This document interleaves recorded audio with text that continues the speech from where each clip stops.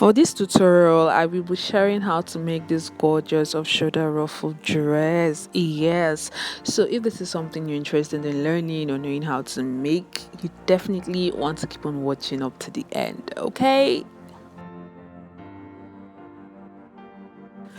To begin, these are the items that I'll be using. I got this white satin fabric. It's kind of matte on the right side, not so bright and shiny. Then I have my patterns laid out here. So these patterns are quite similar to the ones I used for my bustier tutorial. If you haven't seen that, do check it out. I would have it linked in the description box. And the only alteration to this pattern would be the length as well as the dart. So it's kind of a little bit narrow along the waistline. As you can see, it's not entirely straight. Then it extends or it becomes wider as I proceed towards the hip. So I did not do a tutorial, or I did not record the tutorial for these patterns, but if you do want me to make a video on how I got these patterns, do leave a comment in the comment section. I just did not opt for it because it's quite similar to the one I have for my bustier tutorial, hence why I really did not do it. But if you want a detailed video on how to draft this pattern, as well how to extend the darts or just fine-tune the darts to suit the style that we are going for, do leave a comment in the comment section. So what I'll be doing is to use my patterns to cut out my main fabric. So these are my back patterns, my center bag, my side bag, and this currently is my side front piece. I'll be using it to cut my main fabric. So I'm cutting 2 pieces of each pattern except the center front, which I'll be cutting on fold. So I'm just going to cut all the way around, ensuring to leave seam allowance to it, or add seam allowance to it. Then I'll be sewing along the darts for the front and for the back as well.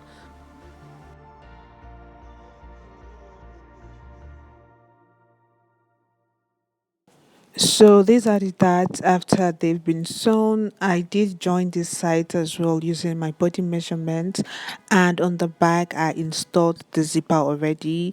So I'm just going to iron that down and move over to the ruffles or the cape. Moving over to the ruffles, which is going to be the most detailed part of this entire piece, I cut out a fabric that is 20 inches long and twice the width or twice the circumference of my shoulder, all around my shoulder from front to back. Then I notched the middle point of that 20 inch length, which is 10 inches.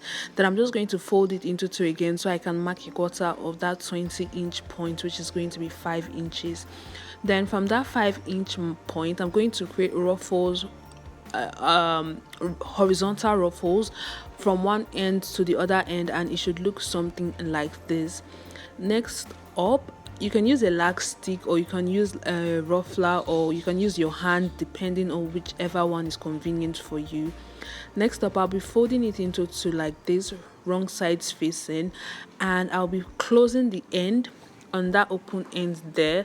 I'll be closing that tip, and then I'll be ruffling that tip again with a stitch. I'll be using a ruffling stitch on that point. So I'll be doing it from this end to the other end, just on the top. So this would help me seal that or seal those 2 parts of the fabric, or those 2 ends of the fabric together. So I'll be doing it from one end all the way to the other end.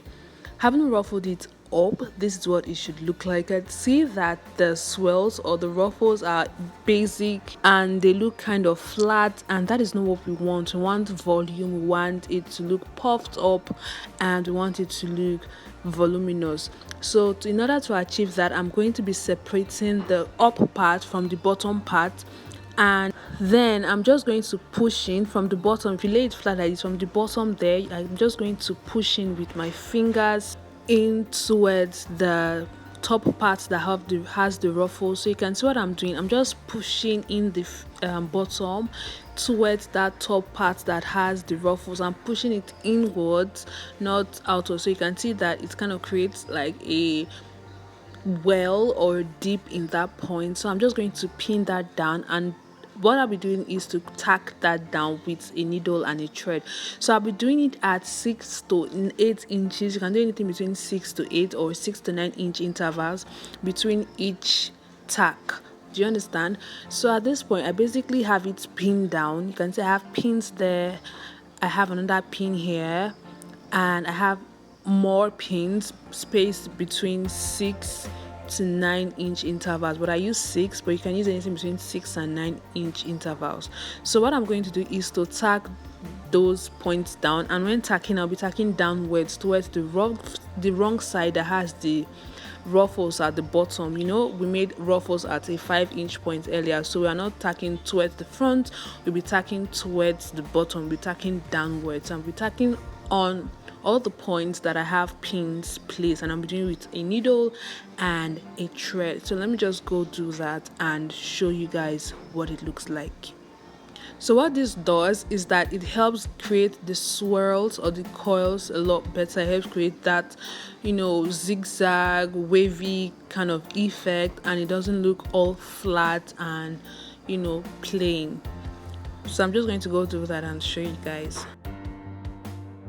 So this is it after it has been tagged down. You want to ensure that you give room for your zipper allowance on either end. You can see that that is my zipper allowance on this side and the zipper allowance on the other side, just so you don't have shortage of fabric in the end. So yeah, after that the next step would be to attach this to the entire neckline from zipper to zipper, from front all the way to the back. And yeah, I'm just going to go do that and show you guys what it looks like after attaching this to the fabric. So I haven't attached this to the main bodice. This is what it looks like. Then you can see that it's pinned only along the neckline, and the armhole is pretty exposed because I want my arm to be able to pass through that place or through that hole. So the distance from one end of the armhole, of each armhole, to the other end is 7.5 inches, and that is just enough room that I need for my armhole. Depending on the size of your arm, you can make it bigger or you can make it smaller. Okay, so what I'll be doing next is to close up this armhole. And to do that, I'll be using a bias tape to close it up, just so these rough edges are not exposed. Then when that is done, I'll now stitch the ruffles onto the main bodies along the neckline. So I'm not stitching the ruffles to the armhole. I'll be stitching only along the neckline on the front and along the neckline at the back. All right, then once that is done, the next step would be to close those rough edges at the top using a bias tape.